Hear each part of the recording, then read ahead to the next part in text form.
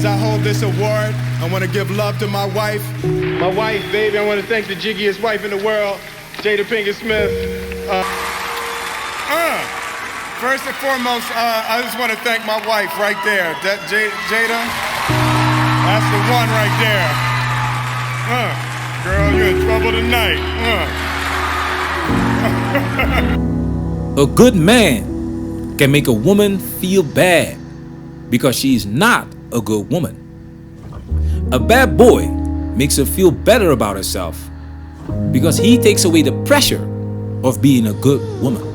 And that was a display, that moment of like me having the courage to just say no. No, yeah. But now I had to have the courage to unravel it and just realizing this next 40, I gotta do it my way. This next half has to be directed by my picture for myself. Will Smith gives a very candid interview in the new GQ, sharing that his wife, Jada Pinket Smith, never believed in conventional relationships. So they both explored relationships outside their marriage. And once he even talked to an intimacy coach.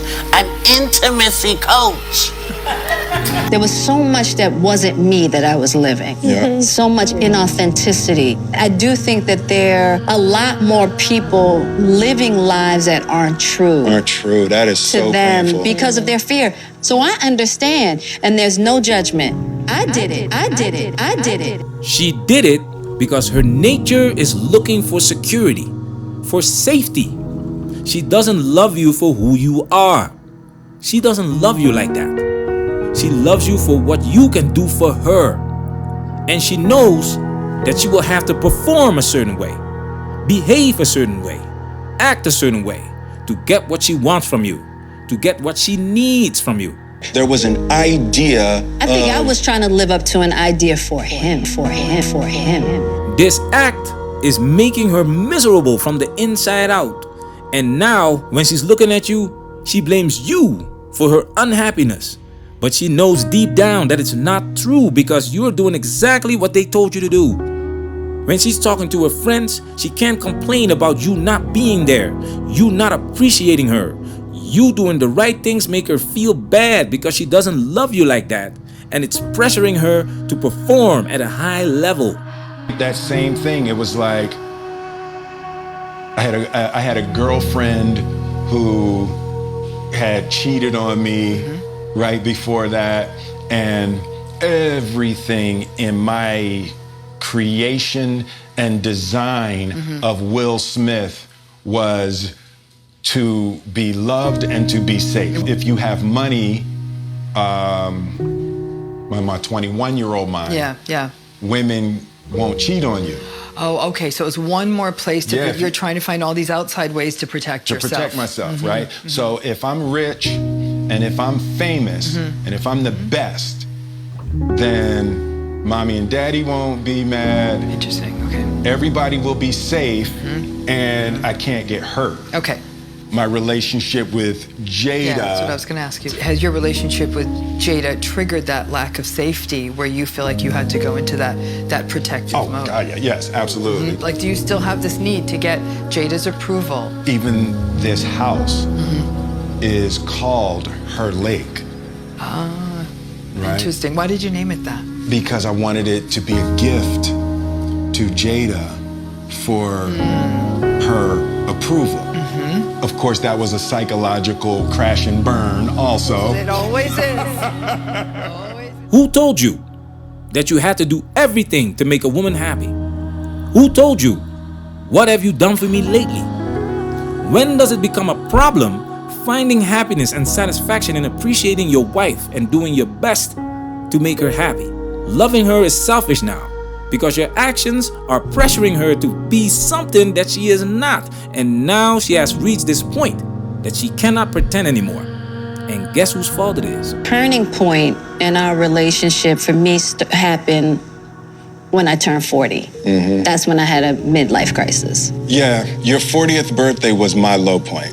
The day after her 37th birthday, I hired a team to orchestrate her 40th birthday. I had hired a documentary team. I traced mommy's family roots. her 40th birthday was gonna be my thing. It was going to be a splash. It was gonna be a splash. Mary J. Definitely was a Blige. splash. Mary J. Blige performed. I debuted the film, all of that. It was gonna be the thing that lifted her out of this midlife crisis, and it was gonna be my deepest, most beautiful proclamation of love, and we did it. So she's holding it together, she's getting it together. Then I have Mary J. Blige performing. The whole time I'm like, Yeah. the little boy that wants mommy to say everything was wonderful, Yeah. right?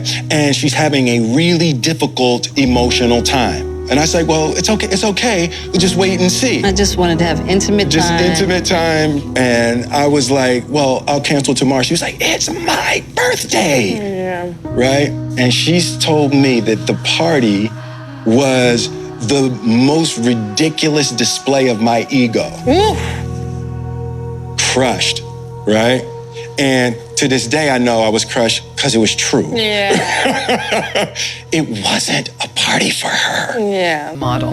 That kind of disapproval is the central greatest pain in my life.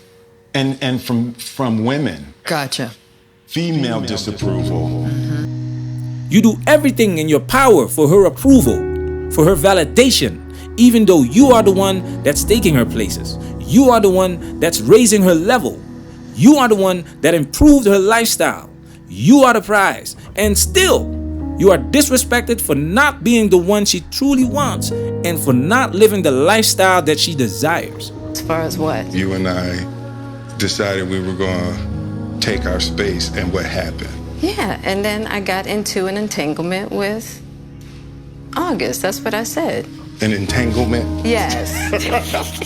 Yes. A relationship? Yes, it was a relationship. Absolutely. You're hurting because you've been disrespected. You already know that she doesn't love you like that. You already know that she belongs to the streets. But you were hoping that she would be different with you. And she wouldn't go back because you were gonna treat her right. You were gonna be the good man that women say doesn't exist. And you were gonna give her the world or die trying. And after all your blood, sweat, and tears, she still disrespected you. Shit is gonna happen in every relationship, but that doesn't mean that the whole world has to know that. Some issues are supposed to be between the two of you. Why do you have to bring a third person in there? That's that look that you have on your face. It's the face of embarrassment. Nobody forced you to invest your time, money, and energy into a woman that has always known dysfunction. A harlot, a promiscuous woman that never valued monogamy.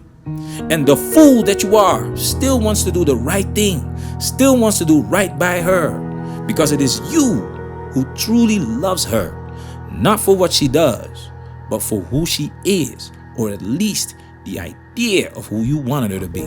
What I have realized, the real thing that everybody is looking for is the experience of love.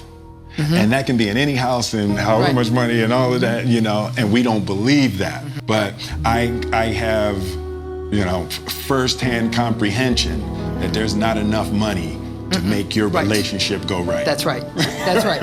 You do get that. Yeah. It's time to let go. It's time to move on. It's time to love yourself and appreciate what you are able to do in life and start doing it for yourself, not female validation. Because let's face it, everything you've accomplished is because of you. Women don't take you anywhere. And even if they could, they wouldn't do it. When was the last time a woman flew you over? 1, 2, never! That's not what women do. They already complain when they have to split the bill on a date. That's why she's waiting at the finish line. That's why she shows up when your castle is built. They are programmed to take, and you are programmed to give her everything, and she's still not happy. So you have every right to move on and pursue your own happiness. And you have every right to do it without giving her anything. You're no longer a slave.